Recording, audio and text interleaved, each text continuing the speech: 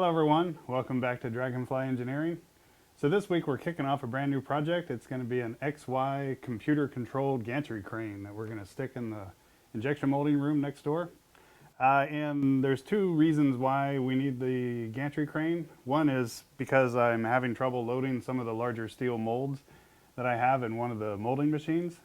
In the past I've done a lot of like smaller aluminum molds that weigh like maybe 100 pounds, but now with moving up to more steel molds, they're getting up to 400 to 700 pounds, and I can't pick them up anymore. So I temporarily had to buy a 4x6 I-beam that was 20 feet long, cut it in half, and I got some footage I'll show you here in a second, and paint it and stick a 10-foot I-beam sticking out of the ceiling of the clean room. And off of the end of that I-beam, which was cantilevered and kind of blocked in with wood framing, I hung a chain hoist so I could lift a 400-pound mold into the 40-ton molding machine. So, needless to say, I need to improve that process because right now there's a ceiling tile that's missing and an I-beam jutting into what is intended to be a clean room. The other purpose of this gantry crane is going to be to hang that new blue robot off of the center slide so that this robot is actually going to be hanging from the ceiling, probably above my head, and it will be helping with automation because these three molding machines are going to be cranking out plastic parts, and I'm moving into a position where all those plastic parts need to be kind of trimmed and assembled into bigger products. Right now, the only solution I have to move a plastic part from one molding machine to a work area is a conveyor belt. That is in fully automated robotic assembly. And the conveyor belts, I do actually have an episode where I showed a couple of conveyor belts, but they are kind of cumbersome and large and difficult to set up, and I'm running out of room. I also have Big Yellow, which is a 400-pound capacity robot, which I intended at one point to stick in the middle of the molding room, but there's no room for her to fit in there anymore. So we're going to have the smaller blue robot hang from this XY gantry and move around with CNC control. So I wanted to show you some of the stuff that I've purchased, and again we'll take a look at the I-beam receiving and cutting and painting here in a second.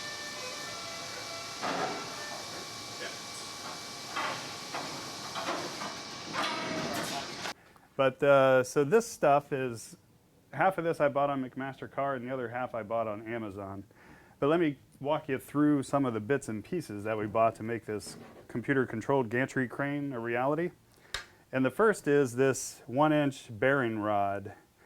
This piece is 8 feet long, and then this is a 2-foot-long piece. Because the gantry crane travel front to back of the clean room is 10 feet, and then the cross beam that's going to move 10 feet forward and back is 12 feet wide. And then there's going to be a moving stage on the cross beam that kind of goes left to right. And all of that is going to happen with this 1-inch bearing rod.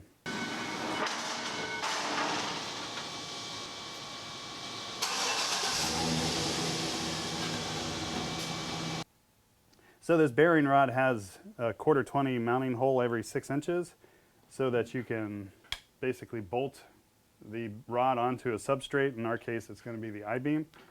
And we'll take a look at the design in a second here.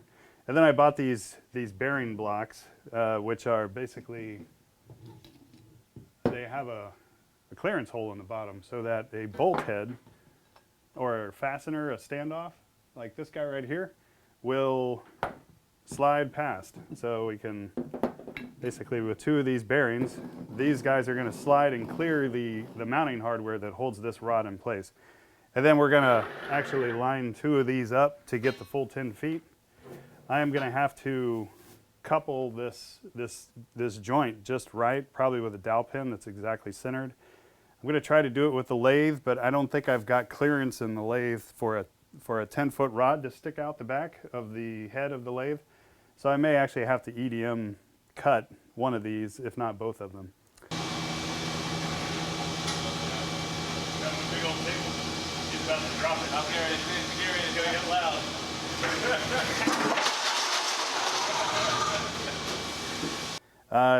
The steel is hard. It's Rockwell C60, so that may also make it impossible or difficult for me to put dowel pins in. But anyway, we got to figure that out. The disadvantage with the EDM machine is it really wants your part to be in the oil tank. In our case, we may actually have to rig it a little bit and be very careful because EDM machines can burn down shops if you do things out of the norm.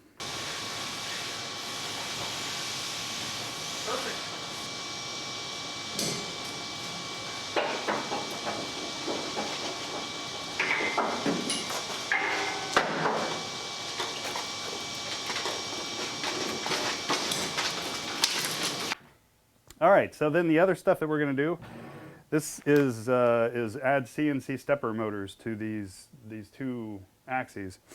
So I bought, after watching this old Tony, when he did a home CNC mill retrofit, I bought a similar CNC control board, which is in this Mylar bag. And what this board does is it talks to the computer that has your Mach 4 or other CNC controlling software. This guy receives instructions and then creates the step information, which goes to the amplifier. So this amplifier is paired with this NEMA 35 stepper motor. So this is a pretty beefy stepper motor. It says it's 9 Newton meters of torque, 6 amps, and I'm going to feed these guys, this amplifier, with a 50 volt power supply. Which came off Amazon and it had a little bit of a ding on it, but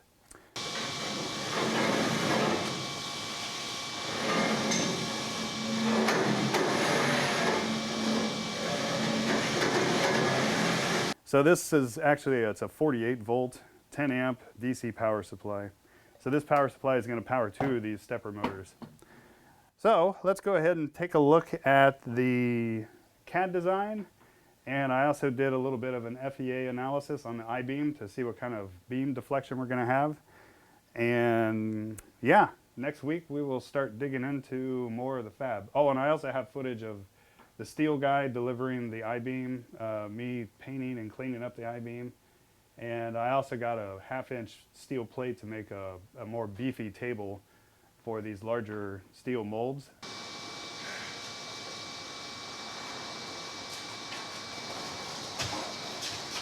All right, that's good.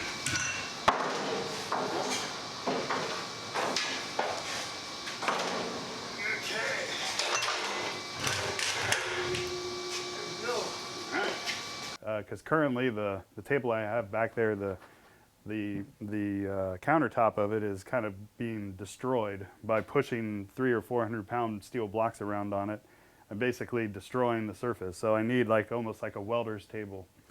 So that's another project in the future, but I went ahead and bought the 4 by 8 foot by 1/2-inch steel plate for this mold making table now, along with the I-beam. So here's the situation I'm talking about. The yellow painted I-beam I just made and stuck up in the attic of the clean room, which is, above this reduced ceiling.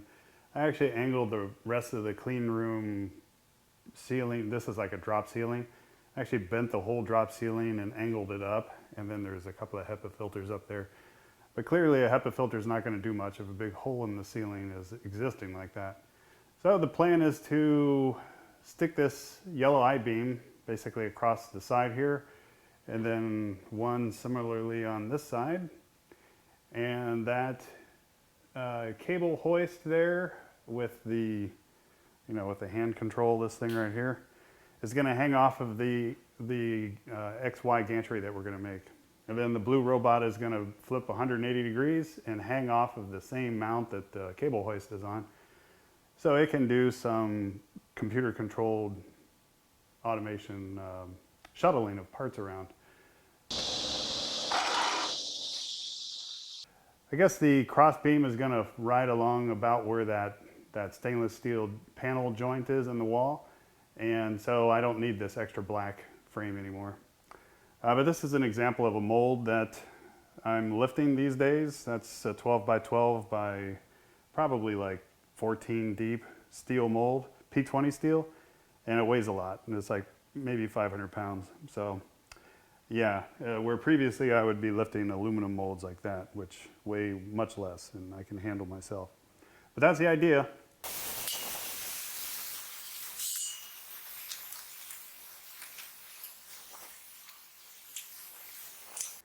And then, yeah, in this space, the cross beam will go basically from this side all the way over to that side.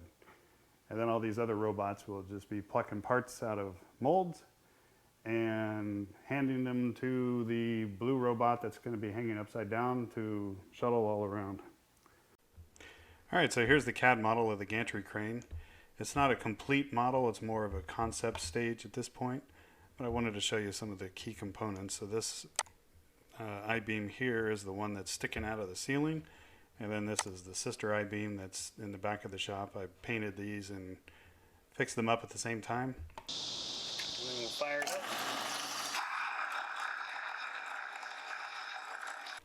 up. And these I-beams are going to sit on 3x3 steel pillars, the height of which I still need to figure out basically by looking at the ergonomics of the room. One thing to consider is that there's an air conditioning unit on the wall about right here where the mouse is.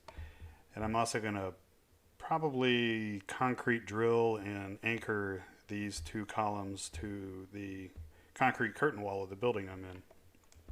So that'll help with torsional, so the gantry doesn't collapse by kind of leaning over and falling over.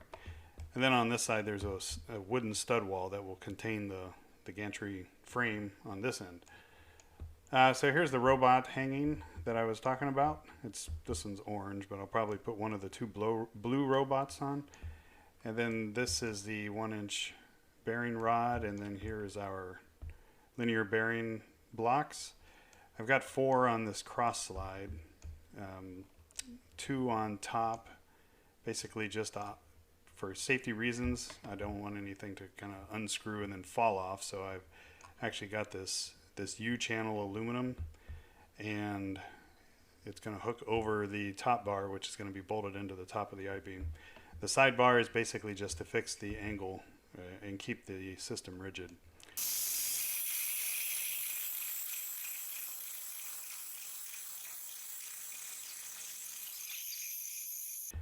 And then similarly, we've got linear bearing blocks here with another 1-inch rod, and I've kind of boxed in the end of this I-beam.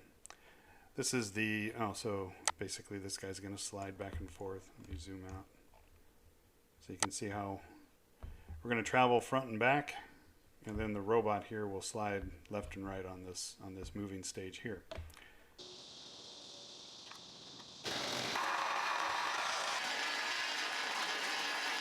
This is the NEMA 34 motor, and we're going to have pulleys, which I've spec'd in McMaster, but I haven't fully modeled, with a Kevlar timing belt that goes all the way around these pulleys. This is the take-up pulley over here. And then there's going to be a belt clamp on this plate, which allows translation of this stage as this pulley spins on the motor.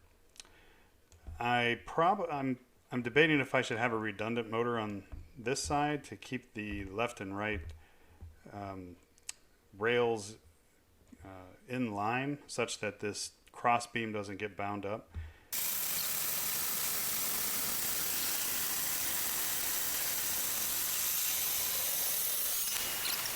I may also run a long hollow tube to sync up these two pulleys such that we don't have binding on this top cross rail, because I do have a distance between the two bearing blocks, but it's not a lot, so it can get bound up.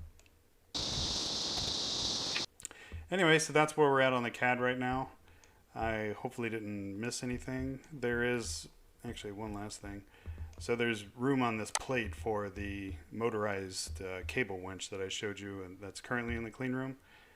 So I will have to also make sure this robot can move out of the way, probably wrap itself up over the I-beam, such that I have clearance for the cable winch to get over the molding machine that will be sitting here, and then another one here, and then one on the back wall in the clean room. All right, so that's it.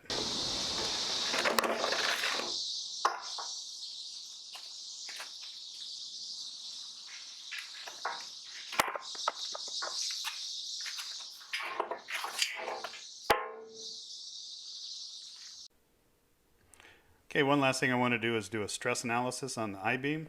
So I've modeled this I-beam, and we're going to do a finite element analysis, or FEA analysis.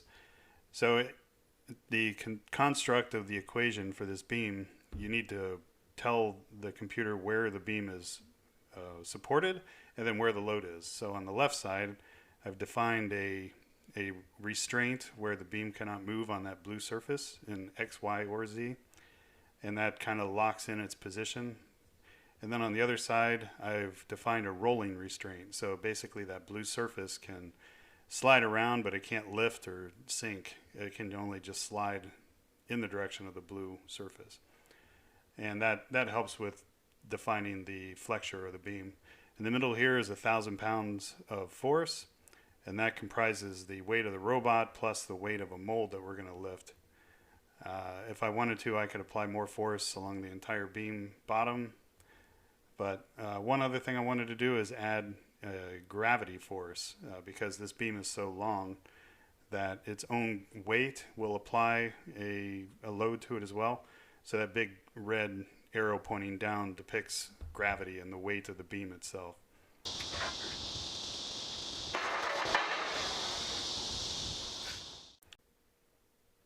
So the next step is to define a mesh for the equation to be solved. And the mesh is basically just a whole bunch of triangular lines and points. And every line in the mesh of the FA analysis is a small equation. And basically the computer solves all of the thousands of equations at once. So each line is figures out how much the metal will stress or strain. And here we ran the actual analysis, and this is the result of the bent I-beam. The stresses are hidden at a certain threshold called ISO clipping. And here I also noticed that I had the force going the wrong direction. So I'm going to switch the force to pulling the beam down instead of pushing it up because we were pushing against gravity. Now we're rerunning the analysis, and now our beam is being deflected down. Now the default image that the FEA program shows is a highly exaggerated flexure or bend, and here I'm adjusting the ISO clipping or the stress. So you can ignore weak stresses and only look at strong stresses, or you can kind of define your limit of stress and then see where the stress appears. So here I'm just kind of sliding from full stress to zero stress. In a minute here I'm going to click on to eliminate this exaggerated bend, but sometimes it's good to see the exaggerated bend because when we turn off the exaggerated bend you see the true shape of the beam, and it can be tricky to see exactly what's going on. So it is nice to see the exaggerated bend. Here this is the true deflection, and we're going to zoom in and see how much the I-beam is going to flex. So this is like a true estimate of the deflection, and you can see it's not very much. So here we're looking at the deflection. I think, yeah, the last screen was stress, so this is deflection, and I think it's 50 thousandths. I'm doing a voiceover right now, so I can't really see it, but I believe 57 thousandths was the deflection with gravity and 1,000 pounds of force in the middle of the I-beam. And here I'm scanning through the ISO clipping again, and basically I'm showing the worst case deflection in the middle. So, and obviously red is high deflection and blue is zero deflection. So what we're going to do is I turned off the gravity, and now we can see what the deflection looks like without the gravity on. And as I recall, it was like a 3 thousandths of a difference in deflection. So you can see up there it's a smaller number when we turned off the gravity analysis. So that's kind of the FA analysis. It basically says that under full load, the I-beam in the middle, the 12-foot long I-beam, will bend down up to 57 thousandths of an inch when I have 1,000 pounds pulling on the center of it. So after I got the I-beams cut in half and I brought them back into the table to work on, I noticed that there's a decent amount of rust on the side walls of these I-beams.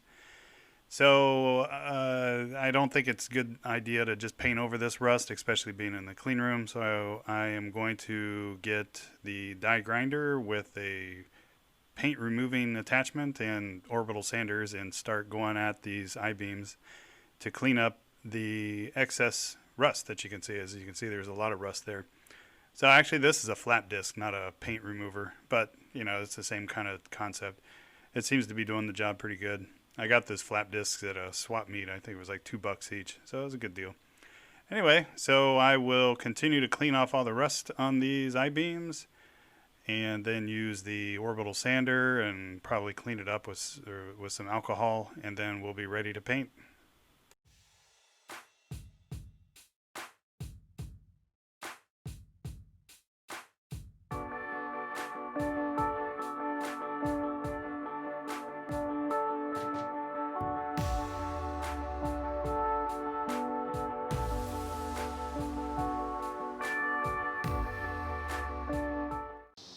Well, there you go. These I-beams looks to be manufactured in the United States, USA. All right, so I scrounged up a couple of things of primer here, kind of leftover. I don't. It doesn't specifically say it's rust inhibiting, but anyway, I figured I'd sand it off enough shiny metal spots here where I'll go ahead and prime these with some primer, at least until I run out.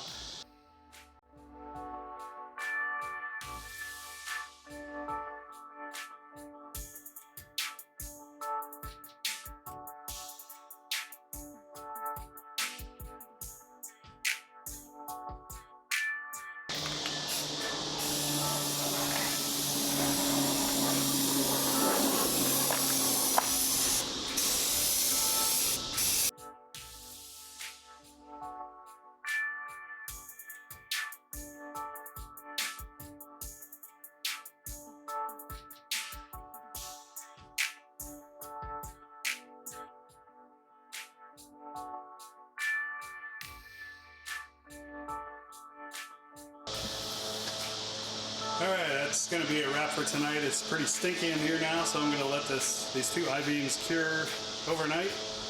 And I will have to touch up where the stainless steel straps are supporting the other ends, but that should just be, you know, model paint or something.